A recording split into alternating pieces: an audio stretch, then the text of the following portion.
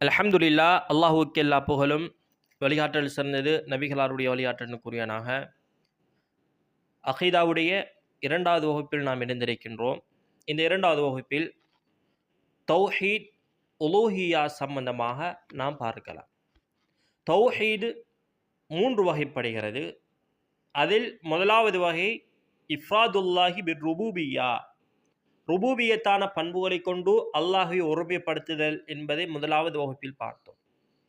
இந்த வகுப்பில் இஃப்ராதுல்லாஹி பில் உலூஹியத்திஹி, அவனுடைய உலூஹியத்தான அந்த வணக்கத்தை அவனுக்கு என்ன செய்யணும், அவனுக்கு ஒருமைப்படுத்துதல் சம்பந்தமாக பார்க்கலாம். தௌஹீதுல் உலூஹியா, தௌஹீத் உலூஹியா என்றால் வரைவிலக்கணம் என்ன?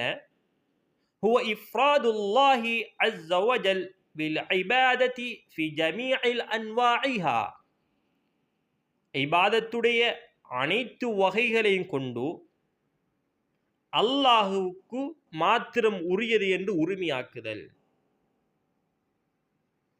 தொழுவதாக இருந்தால் அந்த தொழுகையை நாம் எடுத்துக்கொள்ளலாம். இந்த தொழுகையில் செயல் என்பது இருக்கிறது. ருக்குஉ செய்வது, சுஜூது செய்வது, அவர் உடலால் செயல் ஒன்று செய்கிறார்.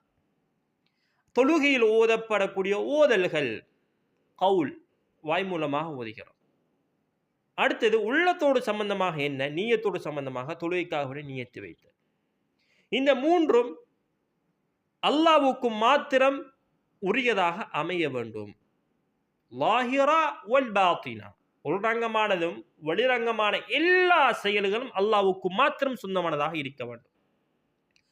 ஜகாத் கொடுப்பதாக இருந்தாலும் சரி, ஹஜ் செய்வதாக இருந்தாலும் சரி, பிருல் வாலிதைன் பெற்றோர்களை பேணுகின்ற அம்சமாக இருந்தாலும் சரி, வீதியால் செல்கின்ற பொழுது மக்களுக்கு தீங்கு விளைவிக்கக்கூடிய ஒரு பொருளை அகற்றுவதாக இருந்தாலும் சரி, அது அல்லாஹ்வுக்கு மாத்திரம் சொந்தமானதாக இருக்க வேண்டும். பாருங்கள், இந்த உலகத்தில் மனிதனை அல்லாஹ் படைத்ததற்கான முதல் நோக்கம் என்ன? மனிதன் திருமணம் முடிக்க வேண்டும். உலகத்தில் ஹலாலான முறையில் அவன் எல்லாவற்றையும் அனுபவிக்க வேண்டும். உலகத்தில் அவன் சொகுசாக வாழ வேண்டும். அவனுக்கு ஒரு தொழில், அவனுக்கு ஒரு பதவி ஒன்று எடுக்க வேண்டும். இப்படி இதற்காக வேண்டி அல்லாஹ் படைக்கவில்லை. இது இரண்டாவது கட்டம். மனிதன் உயிர் வாழ்வதற்கான அத்தியாவசிய விடயங்கள் இது அடங்கும்.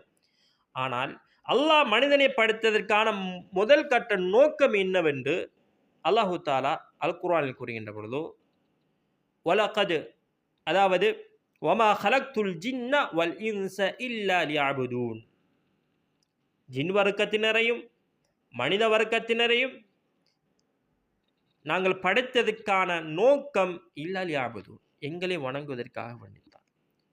அல்லாஹ்வை வணங்குவதற்காக வேண்டி அல்லாஹ் மனிதனை படைத்துவிட்டு அல்லாஹ்வை தௌஹீதுல் உலூஹியா, வணக்கங்களை கொண்டு அல்லாஹ்வை ஒருமைப்படுத்துதல் என்றால் என்ன என்று அந்த அகீதாவை தெளிவுபடுத்துவதற்காக வேண்டி வலகத் பஅஸ்னா ஃபீ குல்லி உம்மத்தின் ரசூலா, அல் குர்ஆனில் கூறுகின்றார். ஒவ்வொரு சமூகத்துக்கும் ஒவ்வொரு ரசூல்மார்களை நாங்கள் ஒவ்வொரு காலத்துக்கும் இறக்கினோம். அதில் தான் இறுதியாக வந்தவர் எம்முடைய தூதர் ஸல்லல்லாஹு அலைஹி வஸல்லம் அவர்கள்.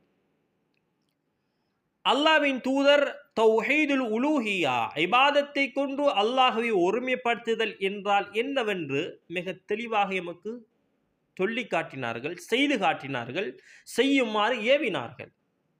இபாதத் என்றால் இதுதான், இவ்வாறு தான் செய்ய வேண்டும், என்னை நீங்கள் எவ்வாறு தொழ கண்டீர்களோ அவ்வாறு தான் தொழுங்கள் என்று அல்லாஹ்வின் தூதர் சொன்னார்கள். எனவே உறவுகளே, அல் குர்ஆனை நாம் எடுத்து நோக்குகின்ற பொழுது அல் குர்ஆனில் அல்லாஹ் இபாதத் சம்பந்தமாக, வணக்கங்கள் சம்பந்தமாக சொல்கின்ற பொழுது அதில் ஆரம்பத்திலே அல்லாஹ் சொல்லிவிடுகின்றான். சூரத்து நிசாவில் வருகிறது, வஅபுதுல்லாஹ், அல்லாஹ்வை நீங்கள் வணங்குங்கள், வலா துஷ்ரிகு பிஹி ஷைஅன், அவனுக்கு ஈடாக எந்த ஒன்றை இணைத்து விடாதீர்கள். அப்படின்னா என்ன? இந்த உலகத்தில் ஒரு மனிதர் ஒரு இபாதத், ஒரு அமலை செய்கிறார் என்றால் இரண்டாவது நபராக வலா துஷ்ரிகு பிஹி, அவனுக்கு ஈடாக இரண்டாவது நபராக என்ன செய்யக்கூடாது, யாருமே வரக்கூடாது. இப்ப தொழுகிறாரு, தன்னுடைய மனைவி, தன்னுடைய கணவன் அல்ஹம்துலில்லாஹ், தொழுகை என்று வந்தால் பக்திமான் என்று சொல்ல வேண்டும்.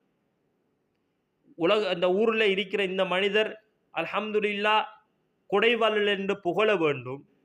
மற்றவர்கள் நான் தொழுவதை பார்த்து அல்ஹம்துலில்லாஹ் இவர் நல்லா தொழுகிறார் என்று சொல்ல வேண்டும். இதற்காக வேண்டி தர்மங்கள் செய்வதோ, மற்றவர்கள் என்னை புகழ வேண்டும் என்பதற்காக வேண்டி தர்மங்கள் செய்வதோ, எதிர உபரியான வணக்கங்கள் செய்வதன் மூலமாக இரண்டாவது நபரை என்ன செய்யக்கூடாது, நாம் கூட்டிச் சேர்க்கக்கூடாது. அல்லாஹ்வுக்கு மாத்திரம் உரியதாக அந்த தொழுகை இருக்க வேண்டும். அந்த சதக்காக்கள் இருக்க வேண்டும். அந்த ஜகாத்துகள் இருக்க வேண்டும். எதர உபரியான எல்லா வணக்கங்களும் இஃப்ராதுல்லாஹ் அஸ்ஸ வஜல், அல்லாஹ்வுக்கு மாத்திரம் உரியதாக இருக்க வேண்டும். இதைத்தான் அல்லாஹ் எதிர்பார்க்கின்றார். இதனால் தான் தௌஹீதுல் உலூஹியாவில் நபி அவர்கள் சொல்லி தந்ததும் அல்லாஹ் எதிர்பார்க்கக்கூடிய மிக முக்கியமான ஒரு அம்சம் என்ன, அந்த இபாதத் என்பது அல்லாஹ்வுக்கு சொந்தமானதாக இருப்பதோடு இஹ்லாஸ் இருக்க வேண்டும். இஹ்லாஸ் ஒன்று ஒரு மனிதனுடைய உள்ளத்தில் இருந்தால் தான் ஒரு அமல் என்பது அல்லாஹ்வுக்கு சொந்தமானதாக என்ன செய்வான், அவன் ஆக்கிக் கொள்வான். எனவே எம்முடைய அகீதாவோடு சம்பந்தப்பட்ட மிக முக்கியமான அமல் என்பதை நாம் புரிந்து கொள்ள வேண்டும்.